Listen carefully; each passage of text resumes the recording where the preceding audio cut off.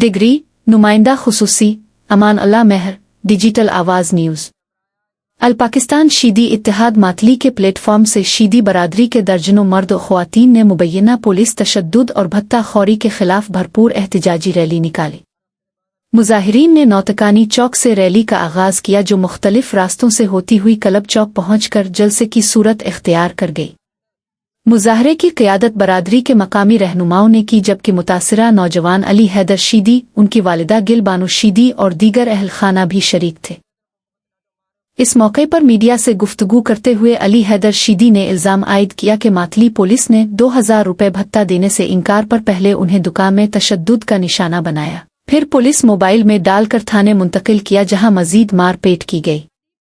उनकी वालिदा गिल बानो शीदी ने रोते हुए बताया कि जब वो अपने बेटे को छुड़ाने थाने पहुंची तो उन्हें भी मुबैना तौर पर तशद्दुद का निशाना बनाया गया और धक्के देकर थाने से निकाल दिया गया। उन्होंने कहा कि यह इक़दाम न सिर्फ गैर कानूनी बल्कि इंसानियत सोज भी है। मुजाहरे में शरीक ख़वातीन ने भी खिलकर वाक़ये की मज़म्मत की और इसे खुला जुल्म करार दिया।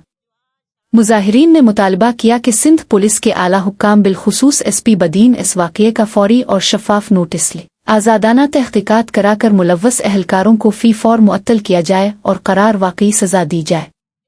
शुरका ने खबरदार किया कि अगर इंसाफ फराहम न किया गया तो एहतजाज का दायरा पूरे सिंध तक वसी किया जाएगा।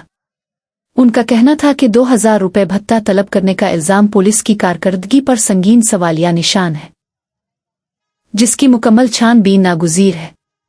मुजाहिरीन ने हुकूमत सिंध और मुताल्लिका हुक्काम से फौरी कार्रवाई का मुतालबा करते हुए ऐलान किया कि वो इंसाफ के हुसूल तक अपनी जिदोजहद जारी रखेंगे।